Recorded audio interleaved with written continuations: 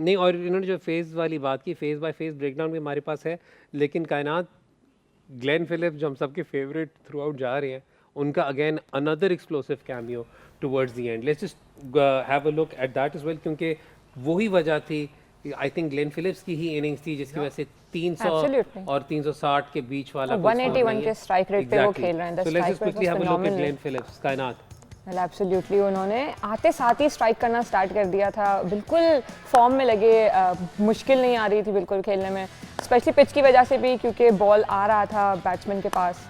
And all the exceptional shot, जो सीधे shot भी उन्होंने खेले हैं, एक्सक्लूसिव बैटिंग दिखाई है। अपना स्ट्राइक रेट जो था उनका सबसे इंपॉर्टेंट था, क्योंकि दैट कैमियो जो उनका पार्ट है, जिस तरीके से वो प्ले कर रहा है, हैज़ बीन एक्सेप्शनल।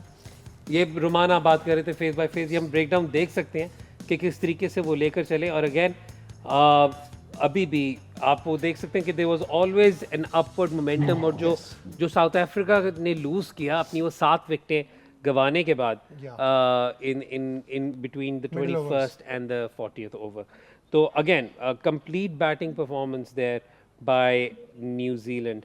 अब यहाँ पर बात करते हैं थोड़ा सा, सलमान, आपको लगता है कि कोई टैक्टिकली गलत चीज़ हुई है साउथ अफ्रीका की तरफ से इन द फील्ड, या it was just wasn't their day as far as the bowlers were concerned? I think they आप मैच से पहले आपको याद है पिच रिपोर्ट पे he spoke about the hard lengths and he spoke about the tall bowlers using the short ball. I think New Zealand जो थे ना, दे were up to the task. आप देखिए कि रचिन रविंद्रा ने कितनी पुल शॉट्स मारी हैं ऊपर length. He picked every shot of length ball and it went for a boundary. So I think they were on top of his game. जो भी साउथ अफ्रीका का प्लान था हार्ड लेंथ को हिट करने का, उन्होंने उसको स्कोरिंग ऑप्शंस में कन्वर्ट किया है। So it was the excellence of the man, इसी बॉलर्स को बाकी टीमों ने, इंग्लैंड ने भी स्ट्रगल किया इनके पिछले बॉलों पे, और दूसरी टीम्स ने भी स्ट्रगल किया।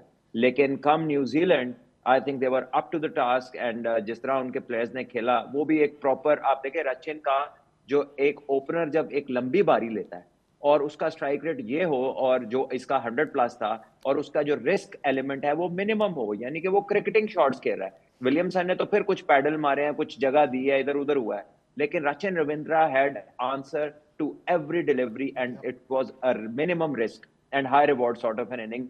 सो आई थिंक जितने भी यंग ओपनर्स हैं, if they watch him, this is the way to bat. Modern cricket हो, whichever cricket you name it, it is the excellence of the man कि वो अच्छे बॉलों को, दूर की लेंथ को, he can drive through the covers, he can punch the same ball, थोड़ा सा स्क्वायर ड्राइव कर देता है, उसी बॉल को मिड विकेट के ऊपर मारता है। सो इसमें ना आपको वो सईद भाई वाला टच नजर आता है। एक बॉल को इसके पास 3 से 4 ऑप्शंस हैं, and this is not something you see very common in young players. I think he is beyond his years. जिस तरह की इसकी मेच्योरिटी है, इज गॉट 500 इन 13 गेम्स। इसका एपिटाइट भी जो है ना, वो अनयूजुअल है। यंग प्लेयर्स को अगर देखा जाए, वो खुश हो जाते हैं 50 करके, नहीं, ये पूरा जाता है। और ये बिग मैच प्लेयर है, क्योंकि 500 सेंचुरी जो सलमान ने पॉइंट आउट की सारी आईसीसी इवेंट्स की हैं। तो I mean that just goes to show his temperament. Plus यार, आप लेफ्ट आर्म ऑर्थोडॉक्स भी करते हो, तो आप कितनी बड़ी एसेट हैं।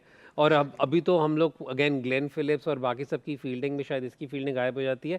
न्यूजीलैंड के तो फील्डिंग स्टैंडर्ड्स भी इतने ऊंचे हैं कि must, I mean, a complete package as far as a player is concern.